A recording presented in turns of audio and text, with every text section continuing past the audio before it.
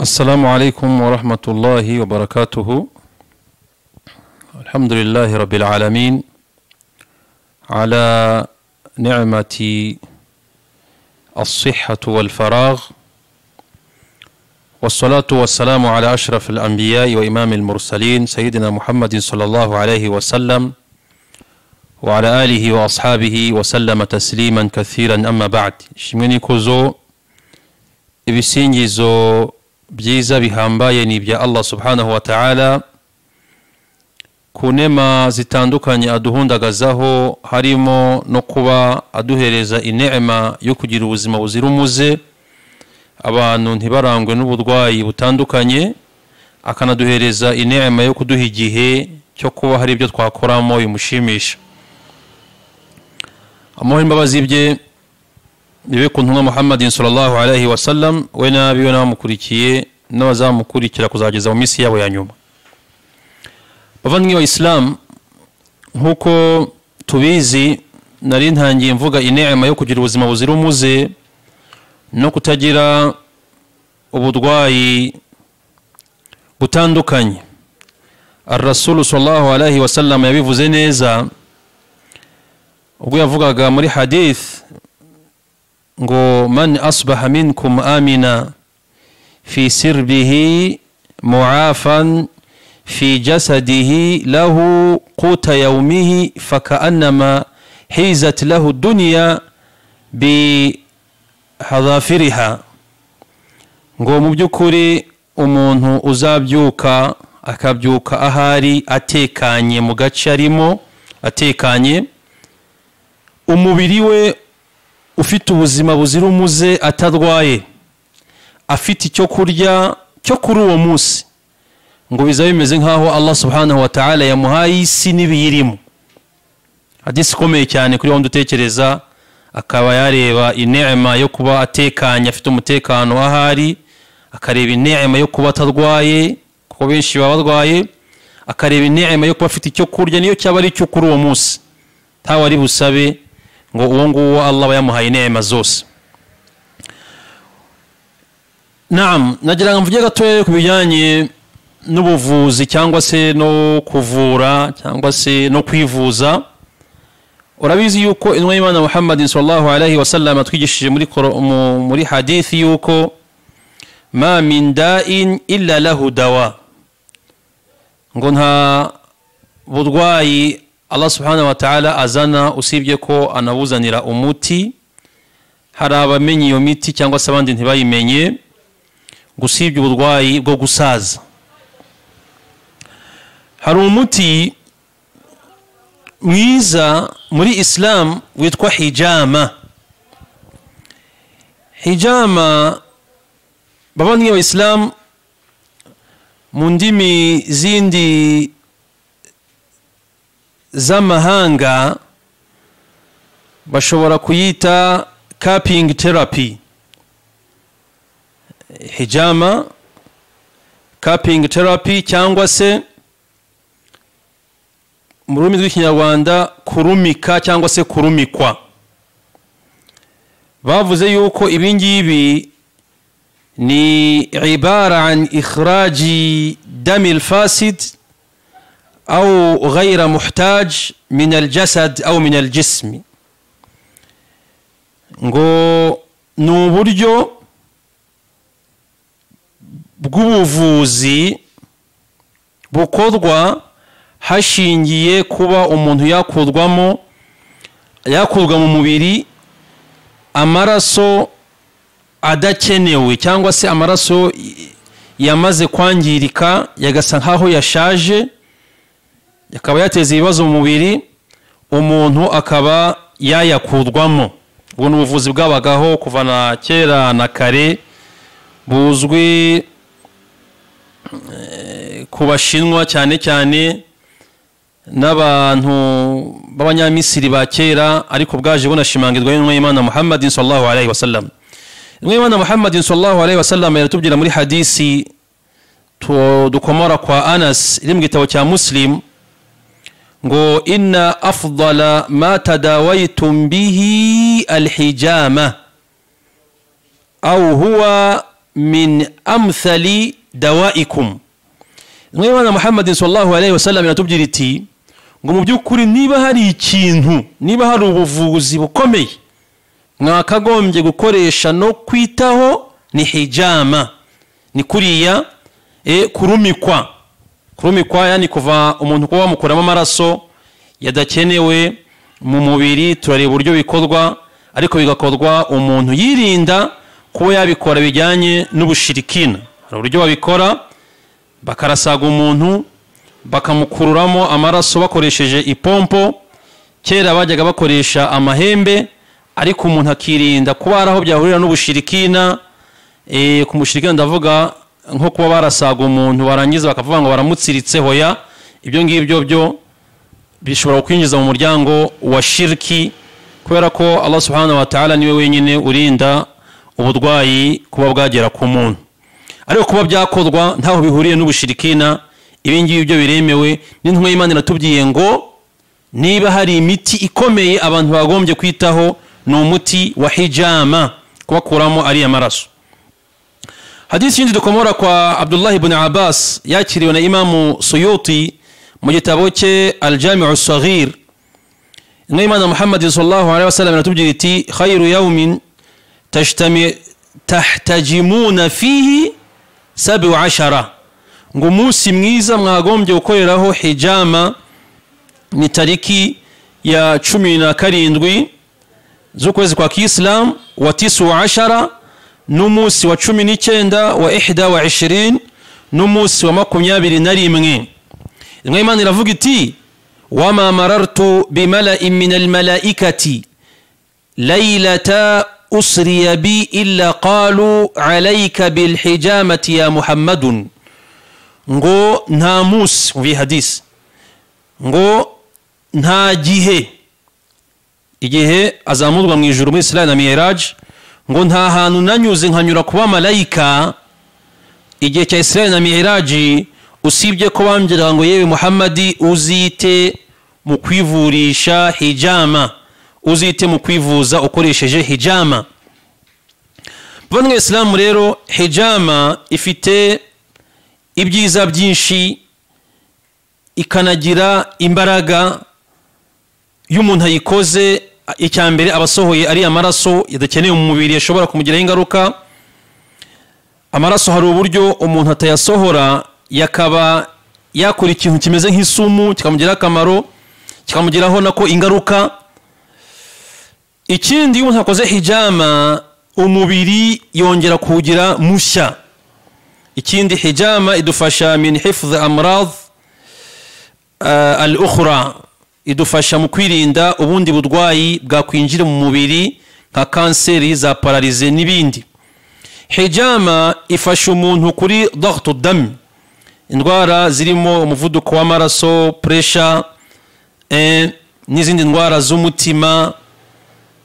Hijama irafasha abantu. Rero ushobora kwibaza ati ni ryari umuntu akenera hijama? Hijama umuntu ayikenera iyo yumva umubiri we uhora unaniwe, agahora yumva afite qalaq, adam shuuri birraha, umuntu kumva adatekanye mu mubiri, kathratu suda', umuntu guhora umutwe umumereye nabi, umuntu kumva yaracitse apeti, umuntu kubura ibitotsi cyangwa se kwibona cyane, akumva ubuzima bwose akeneye kwiryamira. Nubwo bwose bino bintu iyo umuntu amaze kubyumva no kumva ibintu by'ibinya bya buri kanya no kugagara ku mubiri, kumva za rubaga impande, kumva umuntu adafite imbaraga mu mubiri, bino bintu iyo umuntu amaze kurangwa nabyo biba byiza yagiye kwa muganga bakabanza bakamupima, kuko hari benshi bakorerwa hijama ariko bafite ikindi kibazo Abayisilamu. Biba byiza rero umuntu agiye kwa muganga bakamupima, akabasobanurira ko ari gutya yumva umubiri we, bamubwiye ko nta kibazo afite mu mubiri kari normale, bikaba byaba byiza agiye ku muntu uzi hijama, wayigiye usobanukiwe kandi uyikora mu buryo bwa sunna, bitarimo ibindi bintu by'ubushirikina, akamukorera hijama nkuko twumvishe yuko ari nziza. Noneho dukeneye kumenya ese ninde ukeneye cyangwa se ninde ukwiriye gukora hijama, shurutul alhajim, ninde umuntu ukeneye cyangwa se ubugomba gukora hijama. Imana Muhammadin sallallahu alaihi wasallam yatubwiye muri hadisi ya Amr ibn Shuaib yakiriwe na Adara Qutni na Al-Hakim, yavuze yuko ari sahih, nubwo se hari abandi bavuze yuko ari mursal, ariko ni hadisi abantu tugendera kandi twemera. Imana iratubwira iti man tatabbaba wa lam yakun bitibbi ma'rufan fa asaba nafsan fama dunaha fa huwa damin. Imana iratubwira iti ngo umuntu uziha gukora ubuganga akigira umuganga ariko akaba atazi iby'ubuganga, akaba mbese ari uko byiha gusa atabifite impamyabumenyi, atarabyemerewe n'abantu ko abizi atarabyize, ngo akagira uwo yica kubera ubwo buganga akoze, cyangwa se akamutera ubundi burwayi, cyangwa se akagira urugingo rwe yangiza, ngo zabiryoswe. Niyo mpamvu abavandimwe b'Islam, umuntu ugiye gukora hijama agomba kuba yarabyize. Uwagiye gukorera hijama akareba ese uyu muntu akwiye hijama, kuko abavandimwe b'Islam bamwe mu baganga bagiye bemeranya yuko hari abantu kubakorera hijama bishobora kubateza akaga. Niyo mpamvu umuntu yagiye gukorerwa hijama abanza gupimwa, bakareba ko isukari yihagaze, umuntu akamenya uwagiye gukorera hijama imyaka afite, kuko ntabwo ari byiza gukorera abantu hijama baramaze kurenza imyaka 65, ko hari igihe yana amaraso baba yakeneye usanga yakuyemo. Ukareba igipimo cy'umuvuduko w'amaraso, ko hijama buriya iyo bagushomba turiya dushinge cyangwa se bagukata turiya twembe kugira ngo basohore ariya maraso, hari igihe ushobora kubera ko bisa nk'ibiryana ugasanga umutima urirukanse cyane, ugasanga n'umuntu arahaguye kubera ko umuntu agiye gukora ibintu atazi. Biba byiza ko umuntu agiye gukora hijama kuba atafunze, gupima uburyo umutima uri gutera, ibyo byose ni impamvu umuntu agomba kujya gukora ubuganga azi, agapima afite ibikoresho byose bikoze iki byuzuye. Ni gute rero bakora hijama abavandimwe b'Islam? Umuntu ashobora kwicara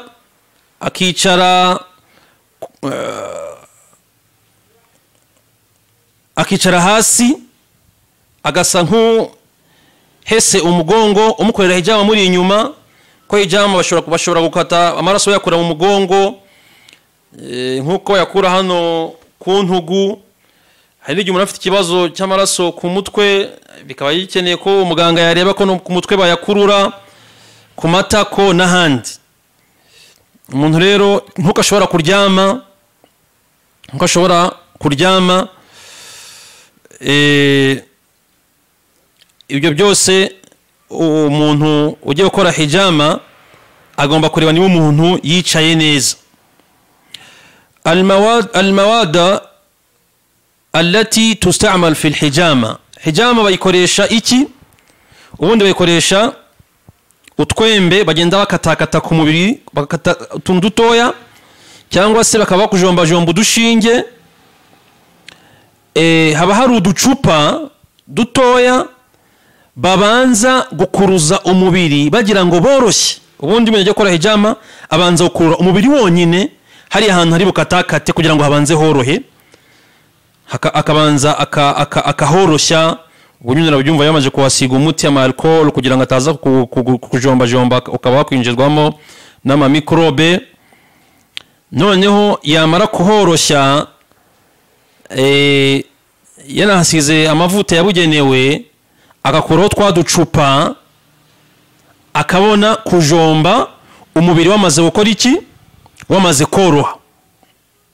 Umubiri wamaze koroha, no kuvuga ngo nyuma y'iminota 5 yashizeho twaducupa twamaze gukurura, hahandi yadushize ni naho agenda ajomba cyangwa se akeba gato gato kugira ngo akurure y'amaraso yaba yari ku mugongo cyangwa se yari ahandi hantu akeneye kugira ngo yave mu mubiri, kugira ngo uhumeke neza, wumve wongeye kuba umuntu mushya, kuko buriya hari amaraso aba adakeneye mu mubiri, biba byiza rero yavuyemo. ubwo rero iyo amaze kubikora gutyo yamaze gukata abafite agapompo noneho kakuruza aragafata akakuruza twaducupa akarekeraho noneho twadukopo aba yasize ku mubiri agapompo amaze gushiraho hano kagakurura y'amaraso agashira kandi gapompo ku kandi gakopo agakurura amaraso gutyo bitewe n'igipimo yamaze kubona yakura mu mubiri wawe noneho akabikuraho yamara kubikuraho hose amaraso yamaze gusohoka akaguhanagura neza niba hari wenda imiti cyangwa se umuti yasiga kugira ngo ubabare na turiya dusebe tuza guteza ikindi kibazo akaba yasiga ariko icyo nibutsa nuko umuntu nabivuze agomba kwirinda kujya gukorerwa hijama n'ibintu bifite aho bihuriye n'ubushirikina. Imana Muhammad sallallahu alaihi wasallam atubwira iti man ata arrafan aw kahinan fasaddaqahu bima yaqulu faqad kafara bima unzila ala Muhammad.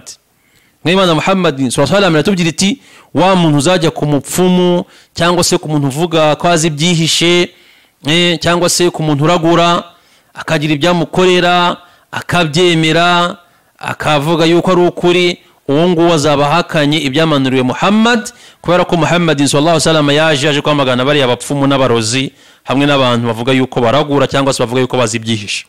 Bavandimwe Islam rero nanifuje yuko uyu muti wa hijama twawumenya tukawusobanukirwa kuko ni mwiza nkuko hadisi zabigaragaza ngo inna afdal ma tadawaitum bihi alhijama ngo mu byukuri niba hari ikintu cyiza ubuvuzi bwiza mwahagombye kwitabira n'iki ni hijama ariko ni ikintu gikorwa n'abantu bakigiye kandi kigakorwa mu buryo bwacyo biiznillah ta'ala.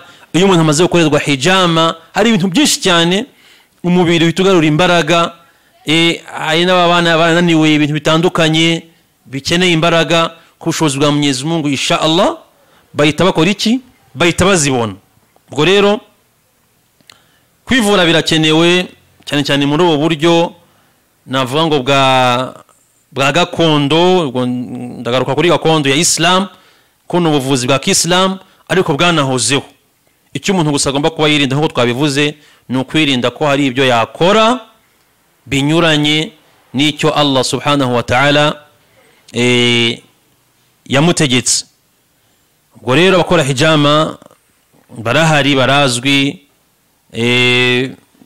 hari n'ibitaro bitandukanye bifite abantu nk'abo ngabo bakora hijama abantu bajye bagerageza iyi hijama bayikore bayitabire kubera ko ubushobozi bwa Mwenyezi Mungu inshallah ta'ala Allah yagiye arema imiti itandukanye abantu bo gusa nibo batayizi ariko abayizi bajye bayifashamo abantu ariko banarebe condition ko twabibonye hari condition ziba zikenewe kugira ngo umuntu akorerwe umuti nk'uwo nguwo. Reka rero ndangize inshallah mbashimira tunasaba Allah subhanahu wa ta'ala yuko yaduhereza umwanya wo kwigishanya Allah subhanahu wa ta'ala akanaduhereza kuba hari icyo twafasha bagenzi bacu niba tugishoboye kandi icyo tudashoboye tugasaba Allah yuko yabayobora kubagishoboye kugira ngo bakibakorere. Wallahu a'lam wa sallallahu ala sayyidina Muhammadin sallallahu alayhi wa sallam wa assalamu alaykum wa rahmatullahi wa barakatuh.